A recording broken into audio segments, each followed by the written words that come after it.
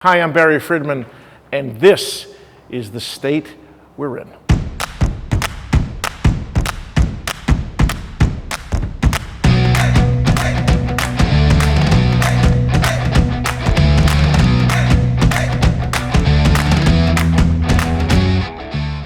We tell ourselves stories in order to live. We interpret what we see, select the most workable of the multiple choices. We live entirely by the imposition of a narrative line upon disparate images, by the ideas with which we have learned to freeze the shifting phantasmagoria which is our actual experience. That's Joan Didion, writing in the White Album, her seminal work about how America defines itself. Stories. We tell ourselves stories in Oklahoma too, sometimes harmless, like Oklahoma the musical.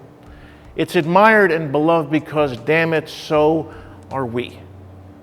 But our stories of late are bolder, dangerous, manipulative, equal parts hubris and pixie dust, laced with xenophobia and Jesus.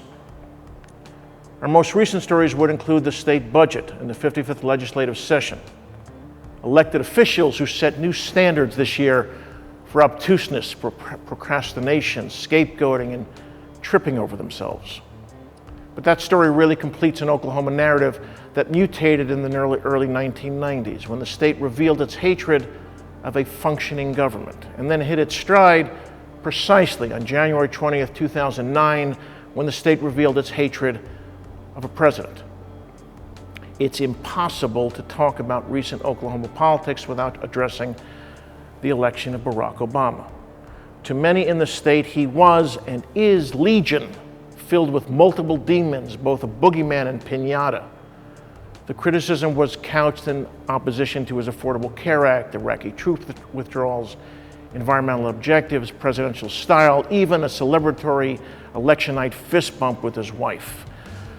Policy differences can't explain this type of venom. Only one thing does, and that's racism. Some facts about our story of late. Republican Representative Louis Moore removed Obama's presidential portrait in 2010 from the House chamber and hid it.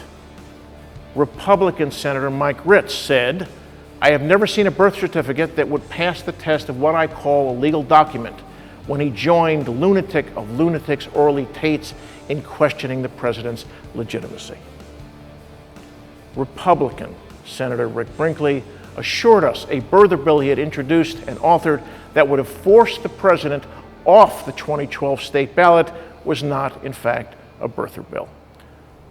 Republican Attorney General Scott Pruitt sues the Obama administration unsuccessfully as often as you and I go shopping. Former Republican Senator Tom Coburn said his good friend Barack Obama, this is a man he loves and admires, he tells us, owes his success to affirmative action.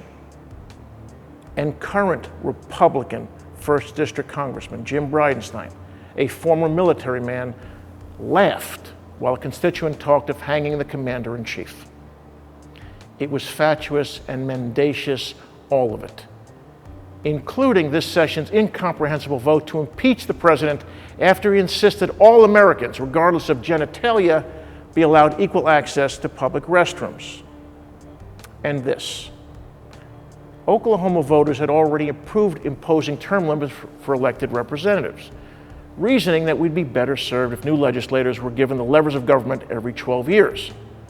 But instead of fresh ideas from these new representatives, we largely got Sharia law bans, 10 Commandment statutes, incoherent rants about gays and lesbians, Obama hate, EPA distrust, Obama hate, Planned Parenthood bashing, Obama hate, legislation so badly written it was laughed out of court, Obama hate, and worse, an overriding narrative that government was evil.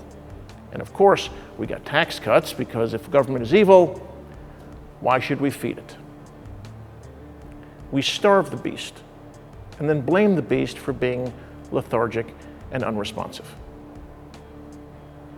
We had our story, but at some point every story breaks down.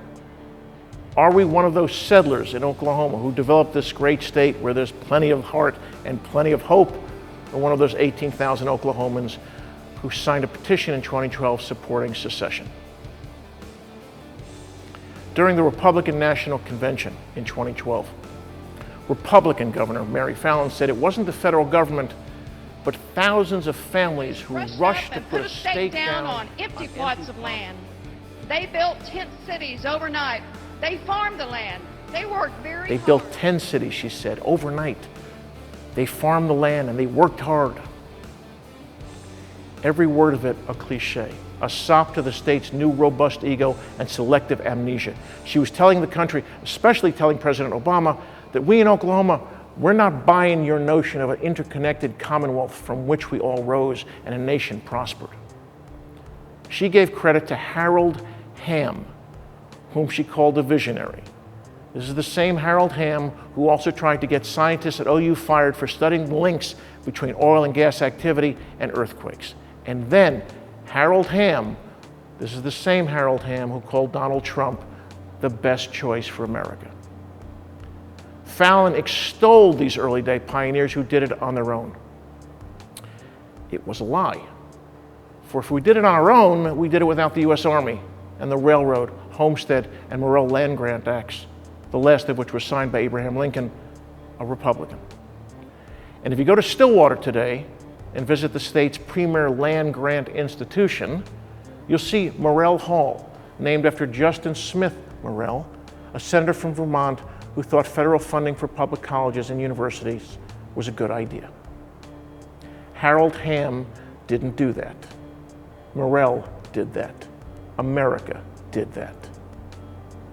In May of 2012, Otis Clark, the last surviving member of the Tulsa race riots, died. And within a year, the Tulsa City Council voted to change the name of the Brady District, named after Tate Brady, a Klan member, to the Brady District, after another Brady who never set foot in Tulsa.